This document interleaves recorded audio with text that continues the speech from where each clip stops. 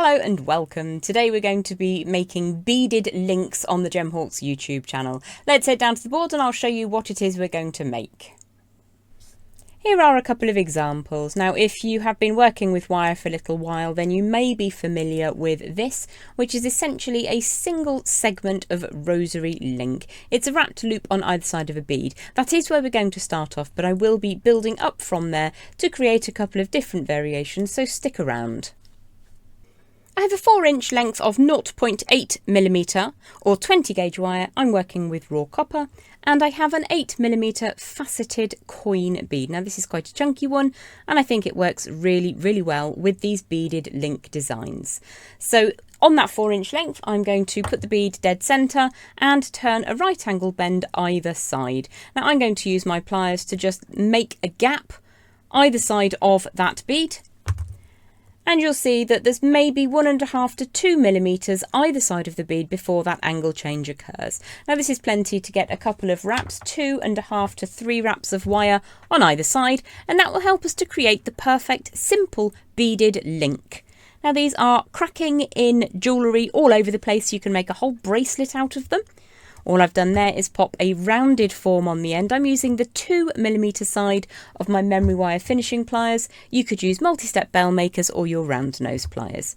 Let's make sure that that round form sits dead on the end in a nice central position. Once I'm happy with that round form, I'm going to open and close it and give it a squish to make sure it's good and strong. And I'm going to wrap twice around that core wire. So I've got 2 wraps just there. I'm going to neaten those up with the tips of my pliers. These are my bent chain nose pliers, just to get that sitting neat and tidy. I'll then flip to the other side, bring in those round nose pliers or memory wire finishing pliers if you have them, to create a loop on the other end. Again, making sure that that sits centrally. I'm working with raw copper, which is relatively malleable, so I'm making extreme pains not to dent the wire as I bring that around. I'm very softly holding that in position. Let's give that a squish, make that link nice and strong. And again, I'm going to wrap twice so that I have a similar number of wraps on either end. And now at this juncture, I'm just going to wiggle that bead and see how much space I've got. I do have a little more space, so I'm going to go for half a turn on one side, flip the design over, support the round form, and go half a turn on the other side. Now that has just folded over the top on this side. So if I draw that wire back away, give it a bit of a pinch, it will then sit in its proper position. What I'm going to do now is use the correct side of my flush cutters to trim away any excess. Dependent on the size of your bead and how much space you leave between the bead exit point and the angle change, depends on how much offcut there will be. I only left about 2mm or so of a gap.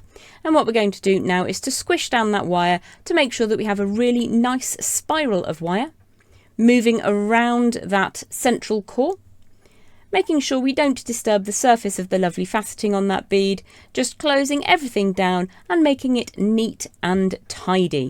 Now, as well as an individual beaded link, which we've made in a matter of a couple of minutes, you can use this design to finish your chains off. So I've got some beautiful copper heart chain here, and I didn't actually have a copper link at the time to use. I didn't have a copper clasp, so I used one of this design to generate the end section of my necklace. So if you don't want to use a jump ring, if you don't have a split ring, and you're working with chain and you want to add a clasp, this is the ideal way to utilise this design within your jewellery. So that's your absolute basic beaded link. It is a rosary link. Before you start wrapping the wire around the core, you have the opportunity to connect a load of these together. Now I do have a video, it's prehistoric now, almost 7 years old, about rosary linking. You can check that out just up at the top of the screen now, and that will give you a full information download on rosary linking. However, we're going to make a couple of different variations of beaded links now so that you can add that to your jewellery making arsenal. So here we have my haloed beaded connector. Now again, you can use these as connectors to add chain and findings together, but you can also simply add some scrap chain, or maybe you've had an inch offcut of wire and you've made a spiral. Just add your little spiral on the bottom. You've got instant thrifty earrings that really do take your upcycling to another level. So if you wanted to make a haloed beaded connector, or a beaded link if you prefer, this time we're going to work with a 6-inch length of that same 0.8mm or 20 gauge wire. I'm going to grab another one of those beads, which I really should have got ready but didn't. These again are 8mm faceted amethyst coins. They're very, very chubby indeed. I'm going to sit the bead just towards one end, and I'm going to allow around about 1.5 inches before turning a right angle bend and creating the first half of my link.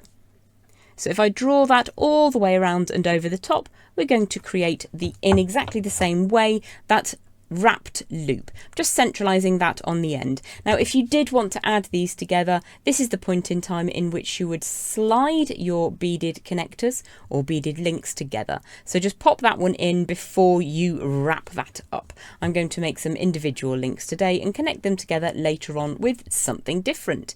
So I'm going to give that a bit of a squish to make sure it's nice and strong, and then I'm going to wrap around that core wire 2 times or 2.5 times, and just make sure that that first little section of wrapping is nice and neat. So that's nice and tidy. Let's move to the other end. Now what I'm going to do is to turn a right angle on the other end, and so far we're in very familiar territory. This is very similar to what we did to begin with. So I'm just going to estimate around about 3 and a bit millimeters on the other end of that beaded segment. And again, we are really following the same protocol as we did a moment ago. So let's make that second wrapped loop. We've just got more wire on the end. So that's gone slightly off to one side. We do want that to be centralized. So I'm just going to bring that into position. You can give that a gentle squish just to get it to sit where you want it to. So I'm going to wrap 2.5 times to begin with. And then I'm going to follow the same protocol as before and infill half a wrap at a time on either end. Let's just give that a quick smooth through to get it warm and fluid. So I can see already that I can get at least one more complete rotation. If that goes a bit baggy, you have the opportunity to just tidy that up slightly. So let's flip to the short end for a moment. Grip hold of that rounded form on the end, bring that wire all the way around a second time. Now I think probably I can get another half turn on either end, so let's just give that a bit of a squish into position, flip back to the longer side again and draw that wire around. So we ended up with, I think, 3 turns of wire on this design.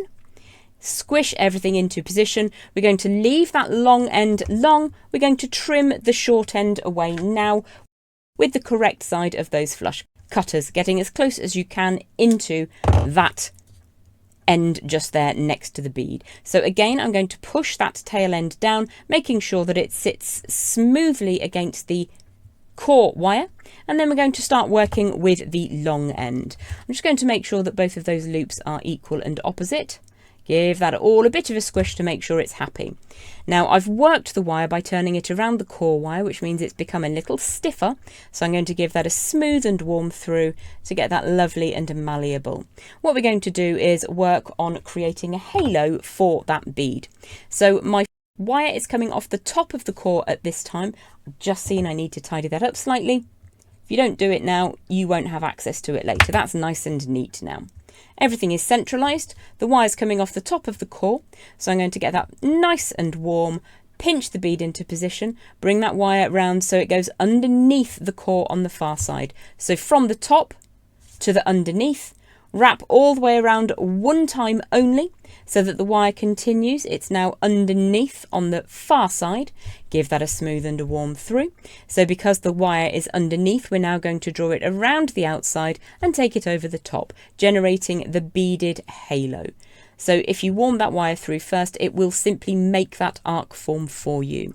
If you've never worked with raw copper, I thoroughly encourage you to do so. It's a joy to work with. So pinch everything together, draw the wire all the way around until you fill up the end of that link. I'm going to cut that away, making sure that my cutters won't accidentally cut the wrong thing. It's very sad if that happens. So let's just squish that tail end down, and now you have another beaded link in your arsenal. So we've got a pair of halos just here. Now you can make them sit so that they're equal and opposite to each other, like so, at least until you drop them. And then these as earrings with a little cascade of chain coming off the bottom. They look divine, and they take just a mere few moments to achieve. We're going to generate our third beaded link now, and I'm using a slightly larger bead just because it's easier to show you. The wire is exactly the same, and you really can size this one up to absolutely massive beads. I do recommend going for the flatter shapes like discs or coin beads, but I have done this on round beads and you can have ever such a lot of fun with it. Let's head back down to the board and get that third link sorted. For the third in our trio of beaded links today, we're going to work with a 12-inch length of that same 0.8mm or 20 gauge wire. I'm going to give that a quick warm through. You don't need quite this much, but I actually happen to have a length pre-cut, so we'll see how much I trim off at the end. Give that a smooth and a warm through. We're going to start in exactly the same way, so it doesn't matter that that end is a bit rough. Once I've got my bead into position, it will be absolutely fine. So I can't remember how big these are, so just so that you're aware, let's give it a quick measure. So that's a 16mm chubby coin bead. I'm working with howlite and with that black, I think it's a black onyx actually. Could be an agate, I can't remember, I took the label off. So around about 1.5 inches from one end, I'm going to turn a right angled bend. You can take the bead off if it's easier for you. And we're going to generate a small 2mm round form on the end. If you've never used the memory wire finishing pliers, so much more than memory wire finishing pliers. These are from my friends at Beaded. They haven't paid me to say anything about this, but I do really genuinely love these. I use them for creating loops that are the same size over and over again. I use them anywhere I would use my round nose pliers. So I'm going to give that a pinch to make that loop nice and strong. And again, if you wanted to create a cascade of these, you would need to add in your next piece or add in your chain at this juncture. If you are adding in chain, you can still pinch across even a very small loop like this one. This is 2mm across on the inside. So you can still grip across like that without interrupting whatever you're linking into it. So you can add a clasp in exactly the same way. I'm going to give that a bit of a squish, make sure it's nice and firm, and then I'm going to draw the wire all the way around. And I think I will go for 2.5 to 3 wraps again. And then you can see that I've openly spiraled this one. Sometimes that happens. I've done that one on purpose. I will show you how to correct it. Just pinch. Just pinch very, very gently, and that should come back into position neatly. I'm just going to push that over one more time so it's out of my way. Give that a bit of a squish. When you're pressing down on wire that's on top of another piece of wire, always be gentle. If you press too hard, you'll create a weak spot and they might just crack. So I'm going to flip this around and bring my bead into position. Give that a smooth and a warm, and then I'm going to estimate how much space I need on the far side. So I'm going to put my pliers into position, turn the wire away. It's a great big long length of wire. I don't think we're going to need all of it.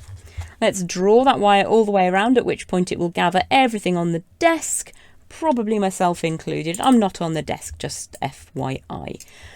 So we've got a nice rounded form like so. I'm going to give that a bit of a pinch with the flat faces of my pliers. I'm not pinching where the wires cross over, otherwise that would weaken them. Give that a squish, nice and strong, and then I'm going to wrap 2 or 3 times around that core wire. Now I have made a bit of an error here. I've gone 3.5 times now because I left far too much space available to me. So that is one of the reasons we don't cut off the first end just yet, because if I flip back over to the first side, I will infill so that both sides of my little beaded link are the same dimension. So now that matches. Let's get that nice and tidy, and I'm going to trim away the excess. I just want to talk about howlite for a moment whilst it's in my hand. I really like natural howlite. It's a beautiful gem. It's often dyed to replicate other gemstones. So it has a really nice nature all by itself. If you get the chance to work with white howlite, do. Sometimes it's bleached, sometimes it comes out in this tone naturally. Let's give that a squish. This has been very highly polished. It's beautiful. So once you have got both of your sides to match, There's about 4 rotations of wire on either side. What we're going to do now is to super warm this first segment of wire that comes away. So every time we're wrapping around that core wire, we're in fact work hardening along the stream of wire, as it were. So I'm going to do a single loop on one side, like this, and then a double loop on the other side. And again, these can be used in earrings. That could be used at the centre of a bracelet, just with simple chain coming off either side. Make a really nice pendant with lots of scraps of chain coming off the base. I do like to be thrifty. I very rarely throw anything away. So once that is all ready to rock and roll, I'm going to give that a smooth and a warm through. Draw the wire over the surface of the bead, allow it to start arcing around, and then I'm going to press my thumb down to help generate where I want that wire to sit over the surface of the bead. So I wouldn't take my thumb away normally. I'm only doing that so you can see how it all comes together. Now, because my wire started by facing downwards, coming over the bead, I'm going to finish with the wire going upwards. So it sort of sits over on one side if you wear it in this orientation. I think it's really nice and swirly. If you want to do it any other way, you absolutely can. So I'm going to draw that wire around once, as close to the bead as I possibly can, all the way around once, and draw it slightly over the back of the design. So if I flip to the other side, on the way back now, the wire is just slightly further away from the bead. If I put my finger underneath, you'll see it's a little bit further away. Don't worry, just pull it over to the surface of the bead. Now, you can obviously do little funny S shapes, you can do loop-de-loops. I'm just going to show you how to replicate the little beaded link I made here, which is by bringing the wire down in one direction, creating a smaller loop closer to the first side I was working on. Draw that all the way around, back over to the other side, and then draw it backwards as if you're drawing the letter S. Doesn't have to be like this. You can make any kind of squiggly pattern you fancy. You can go really freeform with this design. And if you don't like it, because you warmed your wire through first, you can kind of undo that. So I quite like that. But if you didn't enjoy the design that you've made, just undo it. I'll show you how. Draw that back around, smooth that wire through to keep it pliable, and you can reform where that sits to your heart's content. So I might just bring that down a little bit closer in this direction, and then draw it round slightly smaller this time, back over the top, and you've generated a slightly different swoosh. You could even go for a third loop-de-loop if you wanted to. So to finish off, I'm going to draw that wire across and underneath that exit point, and I'm going to wrap to fill in until I get to the loop. So again, when you're trimming away, and we're trimming away around about 3 or 4 inches of wire there, so I would say probably start with 10 inches for this design, and there will be plenty of wire for you. So let's just tuck that tail end down so that it doesn't catch on anything. Give it a squish, make sure it sits as close to the middle wire, that core wire, as you possibly can. So there you've got some beaded links. This was just an example of that very first simple link, just on a much larger bead so you could see it. Thanks so much for watching. I hope you've enjoyed today's beaded links tutorial. Next week, I'll show you how to make the halo beaded link. So don't forget to join me back then. Please leave a like on this video. Leave me a comment if there's anything you'd like to see in the future. Have a fantastic week, and I'll catch up with you soon. Bye bye.